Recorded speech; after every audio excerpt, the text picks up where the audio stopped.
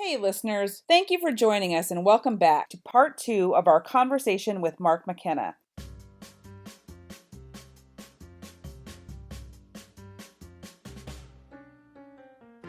Hello, and welcome to another episode of Sitting Ovation, a podcast about who the interesting people who work in theater are, what they do, and why they do it. We're your hosts, Bailey Sheehan, Elizabeth Miller, and Matt Faragasso. We'd like to welcome you to our show. But before we get started, we'd like to take this opportunity to respectfully acknowledge that we are hosting this podcast from the traditional lands of the Lenni Lenape people, and we pay our respects to elders both past and present. Today, you'll be getting to know Mark McKenna. Who is Mark? What does he do? And why does he do it? Let's pick up where we left off. Take it away, Matt. So, you've done it all. You've been all over the world.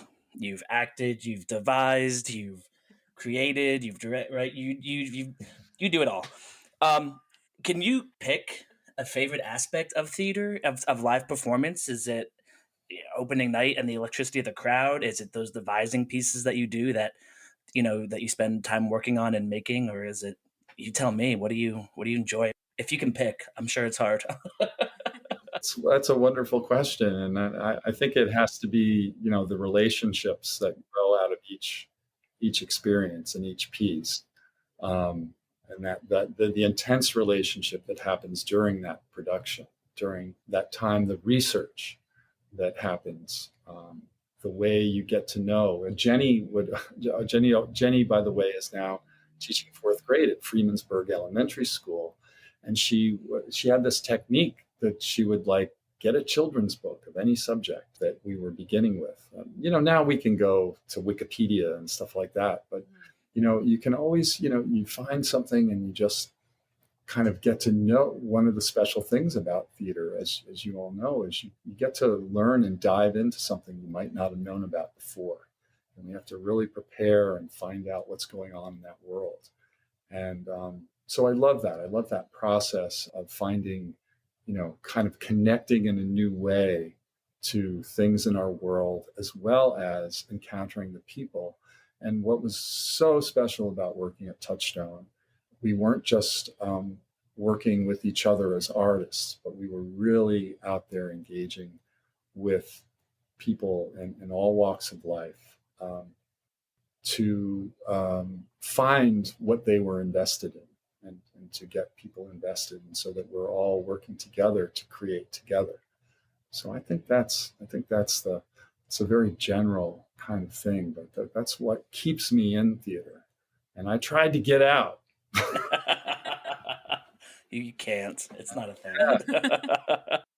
Can you still go to theater for a night out and enjoy it? And I know that's kind of like a weird question because we all love, we all in the arts, but is it something that you just spend so much time doing, or do you go with a designer's or director's eye, or there've been times I go see a show and I'm looking at the set and something's wrong and I just keep looking at that part of the set. But can you still go and enjoy theater for what it is, and enjoy a night out and enjoy live theater? Yeah. That's great. I mean, we all have that. Those of us in the biz, right, have that kind of experience, and we have our trained eye. And I just love, whether I feel that choices are successful or not, I enjoy the spirit of the choice and thinking about, wow, why did they make that choice? And did that work or not? And sometimes I can't do that because I'm so enthralled and engaged, and a piece gets me. And if it doesn't get me, then I'm enjoying the work that people are trying to, that they are doing. Why did they do it this way? And there's an actor that's really trying their best, and maybe they're not the best actor right now or at that point, but I'm really appreciating the commitment that they're putting in. And if they're not putting in the commitment, that's something, there's a humanity that's still there that's very interesting to observe. And so, that's you can't be bored going to the theater. Even if you think it's boring, it's really not. There's a lot going on there. Right. Yeah. 100%. It brings me to work every day. Yeah. Right? It's always a different day. Never the same thing twice, that's for sure. Never. And you know that. Yeah. With all the organizing. My gosh. So many choices. Yeah. Too many. And so many different things happen every day. And you can come in with a plan and it's just, discarded immediately and you just have to redraft or just call audibles all day long. Yeah. How do you guys deal with that? How do you deal with those? Like, how do you Bailey, how do you like that when the plan's not going as planned? I mean, part of me, of course, is like annoyed because I am an anxious person. I like my plans. I like my lists. But I feel like that's why I do theater and not something else that requires plans and lists, because it's the thinking on the fly that like keeps you on your toes. It keeps your day interesting. Especially because I think the situations that come up are always so like unusual to an outsider. It happened last year when Mystery Science Theater came through. I remember Phil came flying in. He was like, we need you backstage right now. Get a knife. And I was like, what? And I like go backstage and they were like, the road case is damaging the puppets. Can you help us make the road case fit the puppets better? And I have a class of like 10 students next door. And I was like, well, wasn't in the plan, but like how often do you get to say that? Like, yeah, in the middle of my day, I was interrupted from teaching to like fix the road case for the puppets for Mystery Science Theater. Like, that's really cool. So at least you get a good story out of it when your plan gets changed. Yeah. That's it, isn't it? That's great. You would love my clown class. It sounds fun when I walk by and I hear you causing a ruckus in your office. It sounds fun. It's all Plus, about. I'm already hilarious, so that Well, helps. there's that. It's all about being on the fly. I don't think I realized you were teaching a clowning class, and I regret not knowing that. Yeah, what time does it meet? Matt and I are in. Yeah, right. 100%. We just need the Zoom link and we're there. Okay. Could be. We're gonna need an audience for them for sure. We're gonna need an audience, and we're gonna. I might have some visiting clowns come in from all over. Since we're in a Zoom world, we all took a clown pedagogy class together. A number of folks from all over, and we're still getting together when we can. Some people drop in and out on a weekly basis, just kind of trying to keep it going. And I think I've just invited people to come in and do the clown warm-up as a guest. And I think a couple people have said yes. Yeah. Exciting, terrifying, a little bit of each. It's all good stuff. It's all. Aside from devising great work and creating lots of noise and ruckus in your office with clown work and working as a teaching artist, what other goals do you still have for your theater career? Wow. Well, I want to keep being a teaching artist. I love creating. I need to create. I thought I might not need to create, but that kind of came back to me, that urge. And so I want to continue to help others find their creativity by, guiding, exposing, nudging folks through, structures like teaching theater courses at institutions like Lehigh. That's a great way to do it, and other places. I like creating, and I've got a back burner piece going, I think, that has to do with rules and freedom. I'm a basketball referee on the side, and we're responsible for keeping people in bounds. I think that's what the Constitution is trying to do, and yet we're supposed to have life, liberty, and the pursuit of happiness. And so how do you do that? Are there boundaries to that? So I'm really interested in that. And if we took the rule book of basketball that James Naismith began, and it's been developed most incredibly, maybe even more developed than the Constitution, even though it's been amended a few times. How do our rules meet the play that we're engaged in. So I'm really interested in that. So what if James Naismith came back from the dead to give a TED talk about sportsmanship and democracy? Would he do that? I don't know. That's sort of rolling around in my head for kind of a long time. I was going to make a documentary film out of it, and that didn't happen. Oh. Maybe it's so well. I don't know. Now it might be a theater piece. Maybe it'll be a puppet show or something. Ooh. Oh, that's cool. Yeah. So I don't know. That's something that I'm thinking about. And the more people I tell, the more I have to do it. So now Yeah, it's out Just there. you got to keep telling people. Now the entire world knows. Right? Yeah. Because of our Now the whole world knows. Yeah, you put your foot in it this time. You're gonna if it doesn't Yeah, she's got to happen, write a book. You're going to make this piece. We're locking people in.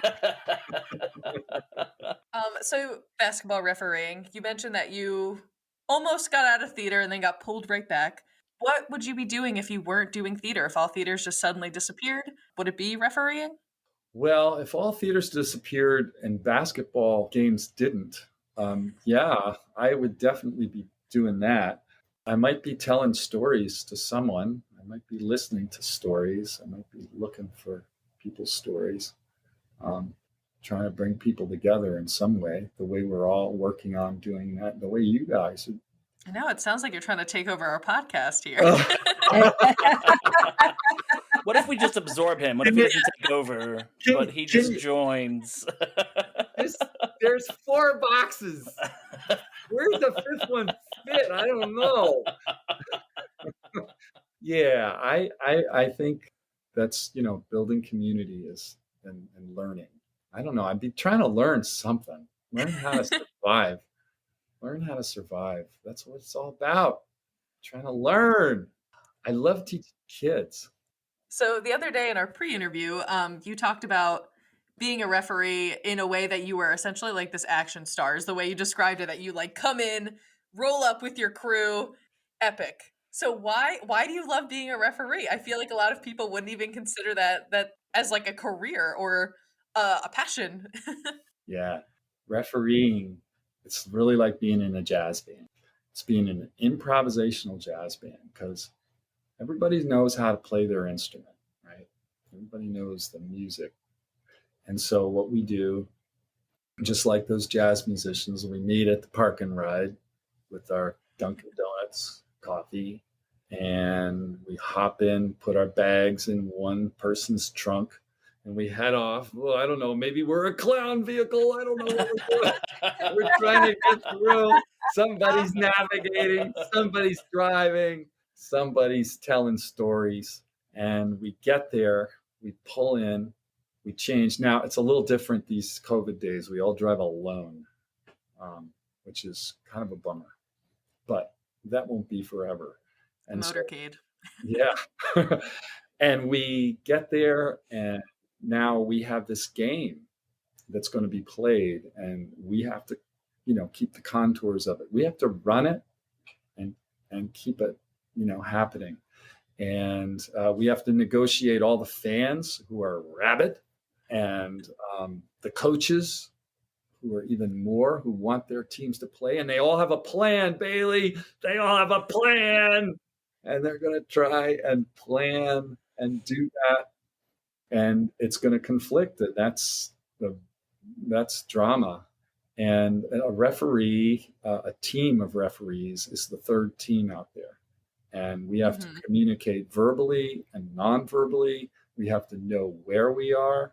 We have to know where we're supposed to look and where our partners. We have to trust our partner. We have to let these players play, give them the freedom to play. And we have to intervene and stop play so that we can resume it as quickly as possible so that they can have the best game possible. And sometimes when we're passionate, we go off the rails a little bit. And so we're there to kind of shepherd them. So referees are the shepherds of play, I think. And so I love that idea. And I love being that kind of facilitator. Have you ever had to shepherd with the audience or the audience? I guess the audience That's Yeah. wow. The parents, if they're like wolves, have you ever had like a bad altercation? Have you ever been in a fist fight, Mark? Oh man, I haven't had two. No, I haven't been one of those referees that's been punched. That happens. Yeah. That's so crazy. Yeah, and no, and that's kind of where this idea of a piece comes through, because we get so passionate about this game, this play, or we get so passionate about our life or our job or the thing we have to do, and you are in my way. But if the team wasn't there, you wouldn't have a game. Right? If you don't have two teams, you don't have a game. So this friction and tension is a little bit part of it, but we can still play with each other to find out. And so, yeah, I've had to, you have the raucous person that you have to deal with. Same coach. Less often the players themselves that just want to play. It's their game. But having those people skills that theater helped me develop are really key. And I've even started a little bit of with opportunities from this great. I know this wonderful man, Ed Rush, who ought to be in the Hall of Fame someday. One of the great referees and great referee teachers. And I've worked in his group and trying to help use my theater talents to work with referees and how to feel comfortable in uncomfortable situations, which referees really need to be expert at. So, but coming at it from a theater background as opposed to some other more structured, familiar backgrounds that other referees have has been fun. So when can we expect the Mark McKenna referee and clown school? When is that coming out? Can you referee in clown? Yeah, I want that to be a thing. Matt, you are so on it. When I was like about 5 years ago, I've been reffing for 10 years, and my goal was to be a Division I referee. I'm too old to make it in the NBA now, but I'm probably too old to make it to Division I too. But I still am doing pretty high level college and a lot of wonderful high school and stuff.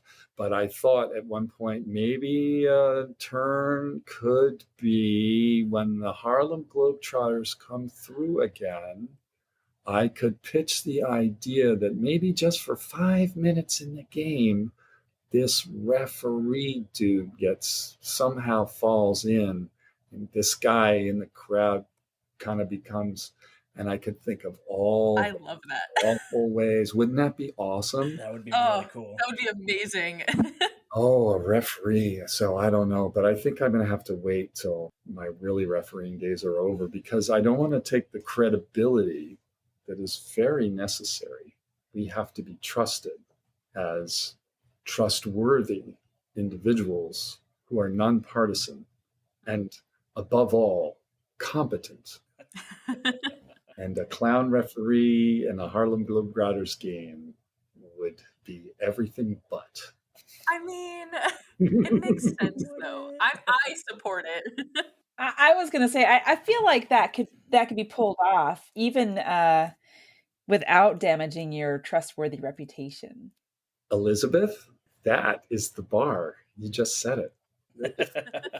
It's been said and we're recording, so now it's a thing. There's no taking it back. Couldn't that happen? Wow. If I could do that, if I could do that gig and then show up at a game with my partners and they would still take me seriously and want to work with me, I would be really impressed with myself. Well, would the goal be then to tour with the Harlem Globetrotters? Like, would this be a new thing for you, right? Like, you could just... Yeah. This would be like... Not just when they come to Lehigh? Right? You could follow them all over the world, too, and you could be part of the experience. Especially with Jenny, you could be like a refereeing team of clowns. Look, it's out in the world. Yeah, it right. has to happen. Barnstorming. I think my barnstorming days that I had with Touchstone all over in a van are I don't know. That would have to be okay with Jenny, and I don't think she's got her own gigs. Right. So it'd be a lot of days on the road. So the one good thing about refereeing right now for me is that I do come home every night, even if I drive 6 hours for a game, which I sometimes do. Oof. you definitely hit on a lot of my next question, and then I think you actually answered my next question. But I'm gonna go ahead and ask it anyway. How do you feel theater has impacted other aspects of your life? I know you've touched on it with coaching or reffing, but do you see any other crossovers in how everything you've learned and done in theater affects you in a different area of life? Yeah. Theater has really taught me to listen and to play, to be in a functional relationship, to find the functionality of any relationship, to know my part of the whole, and to fit. So I take that from theater and clowning. That's right at the heart of the clown training that I've done. Being there in a moment, and whatever you do fits with what the audience is, experiencing. And how can you build together those moments as a community? It's communion. That's what Stanislavski talked about. Communion that happens, and that's what happens when I go to church. There's communion. There's all sorts of ways of us being one together, and I think theater brings us together like that, and that's really informed my refereeing, and refereeing has informed back to theater. I think, jumping away from theater for a while and doing refereeing intensely and learning a physical discipline. I think we all need to have different, disciplines that engage our whole body, that have a body of knowledge, that we try to become as versed as we can about them, because when we get that specific about something, definitely opens up new windows and doors of insight to the other things that we do, because it's all connected. Gosh darn it, isn't it? So we find a new hallway and we open that door and that hallway that went there, and we open that door and it's like, hey, I've been there before. That's what you mean. You can, yeah. Oh, wow. How did that happen? There. Mm-hmm. It's there. So my other podcast host, I feel like Mark also needs to join our commune. Just saying. Oh, that's I don't know if you've listened to past episodes, Mark, but we have a whole cult Yeah. forming. You're invited. Welcome. I know this is the last year of your life, but you can join the cult. I got a lot of shit to do, don't I? That would be one worthwhile thing to make happen. All right. Wow. I can't wait. Yeah, so you'll be in the sports and clowning complex. Okay. Ooh, we're building things. Yeah. Oh, wow. This is awesome. We're part-time in Vermont, part-time in Costa Rica. That's the way our commune works. We travel for the seasons. All right. I got some catching up to do, I gotta admit. So I have another follow-up question about like theater influencing. So you talk about how clowning comes from like this place of calm and these strong partnerships. Were these characteristics that you had before clowning and you were like, oh, clowning kind of fits because I have these, or did clowning teach you a lot of that? Just ask my two sons and my wife how calm I am. Oh man. No, I think it's a life journey to find the center. Right? I think we're born with it, and then we kind of just get it knocked and pulled out of us. And if we're lucky, we're kind of aware, and we have a community of loved ones, of people who keep us there. I left Touchstone because I burned out, and I wasn't the person I wanted to be. And it wasn't really affecting others so much, but it was starting to affect me, and it would start to really affect others. And I certainly wasn't being husband and father the way I needed to be. And I knew it was right, because as soon as I stepped away, just everything lifted, and there was just all the space. And, I think we like to think about, as theater artists, that we're really pretty cool and pretty like open-minded and pretty much know about all sorts of things, and we can like do all that. And I really loved being, the different connections that I would make, but I was also so pressed to kind of fit deadlines and make things happen, and that I wasn't really seeing the rest of the world. I was always seeing it through that lens of that thing that had to be done. And it was so intense. And so then I was like, wow, there's this whole world out there that I really have been closed off to. And so over the last, 10, 13 years, I think I've kind of really taken that, because I had the friggin' best job an actor could want, being in a company that created our own work. We auditioned directors. And I thought, that I'd stay there the rest of my life. And then I walked away gleefully. But now what? Like, why did that happen? Mm-hmm. And so I've been kind of putting myself back together a little bit, and clowning, I continued to seek out. That's how I've led me to work with Chris Bays a little bit from time to time, taking a number of workshops over the last 10 years or so, just kind of keeping those wheels greased. And clown really helps you, puts you on the spot and lets you know when you're not in the moment. There's no other place. Maybe when you blow your whistle and there's a lot of other things happening at that moment, and you've got to make it to the table and report what happened when fans are yelling and a coach is complaining, and it was a moment in the game that's really, really important. You have to have the space to really still be able to listen. And I think that's the challenge of living, really, when it comes down to it. We really need to, listen as we live. And so I think I'm a little more calm. I think maybe it's just because I'm getting older and I can't do all the crap that I used to do, but that too. But yeah. Yeah, I think it's an interesting, like, double-edged sword people don't really realize about, like, theater professionals, is that, like, on one hand, it's really nice when your job is your passion and every day you go to work and you're, like, rejuvenated by the work, but you can't clock out of a passion. You never stop thinking about it. You never can, like, figure out how to let it go. So I feel like a lot of people don't realize that when your job is, you love your job this much, there's no clocking out. You got to, like, step away to get the perspective back. Yeah. And that perspective is healthy and important, I think. Mm-hmm. If we can afford to do that from time to time. But you're right. It kind of grabs us, doesn't it? If we're listening, it grabs us. We don't always grab it. And so you can't shake it. You can't shake it if it's really there. If it's in your bones. Well, I am going to cue up this wonderful dramatic piano as we lead in, and I'm cueing it for myself, so no pressure. So here we go. Dramatic piano, go. Mark, what would the world without art look like to you?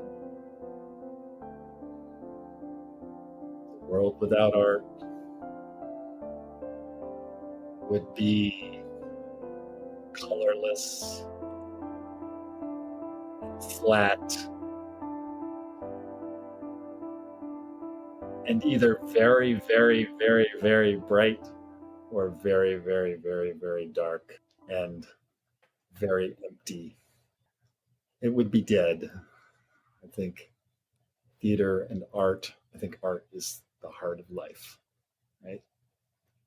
Life is the heart of art. Was that profound enough? Without art, would you ever have a chance to be buried alive on purpose? Probably not. I never thought of it that way. It seemed like so essential. Yeah. But, yeah. Never would have had those red tights. I mean, No. Why in the world would I? It goes all the way back. Yeah. Isn't it, art is just such an opportunity and excuse, isn't it? One or the other. I like that. Yeah. I like that. So while we're on the importance of art, how do you want to impact the world? Like, what legacy is Mark McKenna leaving behind? in his last year of life. In your last year. In your final year. Good thing here it's on only Earth. February. Oh, it is only February. Are we We got starting 10 with January? months. Okay. All right. Oh, I don't know. Are we going February to February? February We should. 10th? We'll give him a year from today. Okay, all right. Just to continue to help people create, to facilitate creativity. I think that's kind of my place right now. Finding those nooks and crannies where I can be of service to that. And along the way, sometimes my creativity gets to join in the making, but it's certainly a huge creative challenge and wonderful privilege to be helping someone else find that spark in them, that aha, when they find those connections, when they can open that little door and go, oh, that's how I get there too. Yeah, I want to get there. That's what it's about. And if I can do that every moment, I just forget when I have to get those groceries over at Ahart's, and I'm like, oh, I got to get there and just run over all sorts of moments and possibilities and stuff. I don't know. I think that's the clown is really open to every moment. A clown could probably never build a building, right? Could never do something kind of to make something that's going to last because they keep getting distracted. But in the end, they're there. They're in the moment and they lived every second of it. And so that's my journey is to, how that lifelong, how can I be there every moment and still kind of make things that last, make things that last with others. That's what I'm looking to do. And you do that really well. If I do say so myself, every chance I get to have a conversation with you, that sense of groundedness, that mindfulness in the conversation that you bring, it just elevates the moment that we get to share with you. It's so evident and so a part of who you are. I just want to celebrate that with you for a moment because I think that you're an amazing human being. I've been looking forward to this interview all year, and you teach us just, by being around us. It's sort of unfathomable. I can't really put it into words. But I have so much gratitude for you in my life. Thank you so much, Elizabeth. Oh man, I am so happy to hear that and to know that and to be part of your commune because now I get to be in your commune and be with you all the time. Only for a year. Yeah, we got to figure out the way out of that. I'll see what I can do for you. I'll work that on my end. I got you. Every time you referee a game with the Harlem Globetrotters, the clock resets. So that's the way. There you go. There it is. There it is. We made it happen. Thanks, Bailey. There's a desperate deadline now. Well, good. Sometimes you need deadlines to make things happen, right? So it's a high stakes game we're playing. I want to just shout back at all three of you and just what you're doing here to be able to create a space for people to listen whenever they can, right? But also for people here involved with Lehigh Theater to get to kind of hang out and be able to cover some stuff because that always doesn't get to happen. And maybe it happens one-on-one. We had some nice time together, Elizabeth, just this past week. But we don't get to in a little group kind of get to do that because we're all so engaged and everybody that permeates throughout the university. And to have this time where we can just chill and really sit and ovate. That doesn't sound very fun at all. It says it right there. It says it, right? Is ovate a word? It is now. No, but I really do appreciate kind of like, I don't get to hang out a lot, hardly with you at all. I more, Matt, if we were in real life, I think. I mean, we're in virtual life a lot. And I got to work with Bailey and collaborate with you, and I've gotten to see Elizabeth a little bit too. But this is awesome. So I just appreciate you all for doing this and for reaching out to the different people that are engaged with Lehigh and to help everywhere. Wow, we've got everyone, anybody in the world, well, where they are has access. They can come in the little door of Lehigh. They can come in the door, and then they can kind of listen for a while and find where all those other doors, those hallways in their own life. Oh my God. Dude, we did that. And now I'm in the commune with everybody else. Yeah. It's a great group. It'll be. Did we invite Cashy? Becky's in the commune, but did we invite Cashy to our commune? I don't know. I don't remember if that came up. Oh, she's going to feel snubbed. Cashy, if you're listening, you're welcome. You can join us anytime. You're in. You're in. It's that easy. Yeah. I think we invited her with the hip hop theater. If not, it's official now. If not, we've said it now. Yeah. Leave no one behind. Once it's said.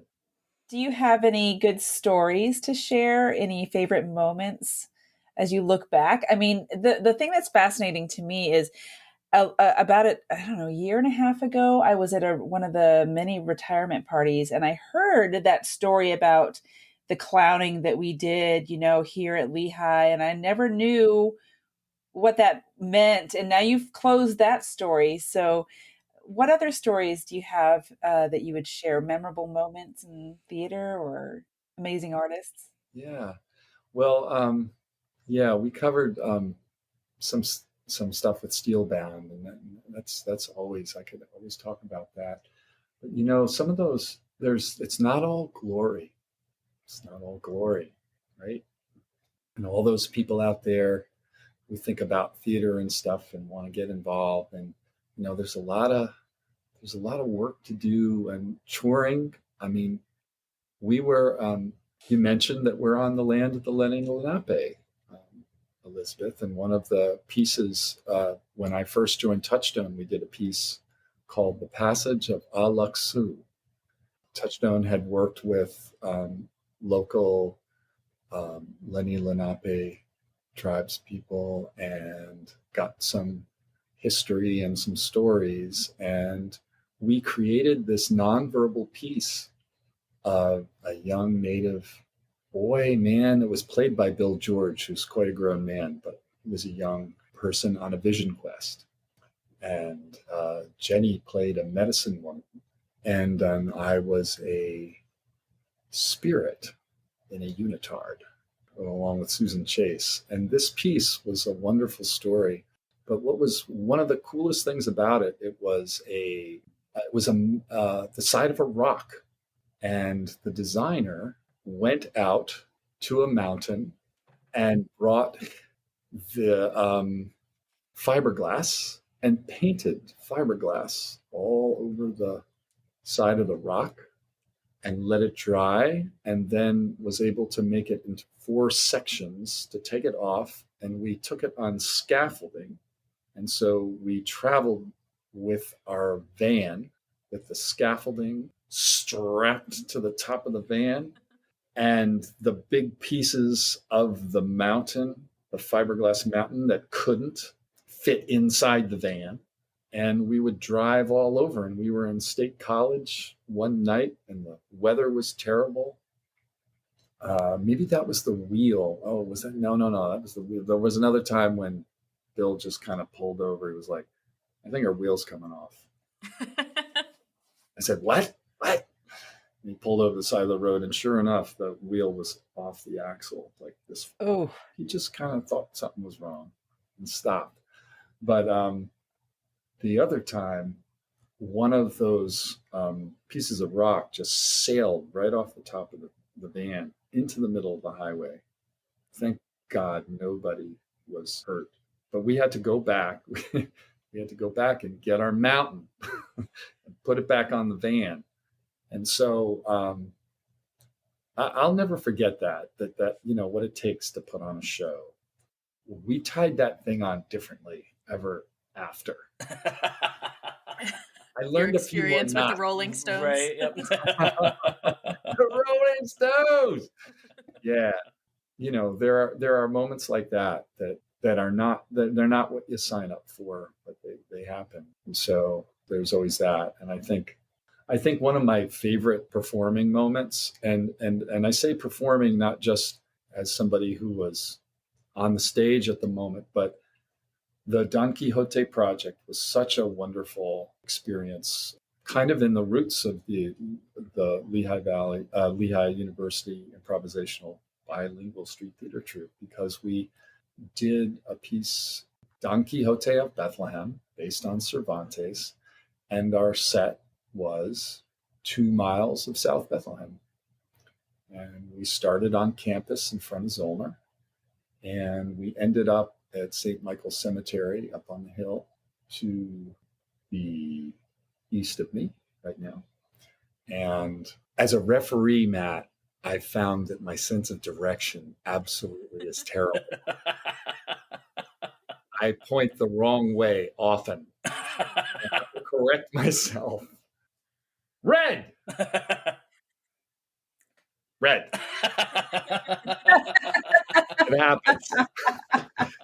But putting that together, we got the city involved, the Bethlehem Area Public Library, the Bethlehem Area School District, Council for Spanish-Speaking Organizations, all sorts of groups coming together and all working together to, what happens when we tell the story? What does it make you think? Jenny Gilrain directed it, and Pam Ritchie, who was a big part of Lehigh here, she was our costume designer for that. She had to costume over 100 people in that cast. And one of my favorite moments was just going down on our horse with Rafael Canizares, being pushed by 2 Lehigh graduate students. Doug Royston made these horses that were life-size horses that we would get on, made out of wood and wheels, kind of with these posts that came out, and they pushed them. If you imagine pulling like a rickshaw, they pushed them. These 2 burly young men were responsible for pushing for 2 miles, Quixote and Sancho. And what was awesome was the audience was not only on the sidewalks and on the street, and the city had closed off the streets for us, so there were no traffic. But there were people looking out of their windows and just enjoying the show as it went by.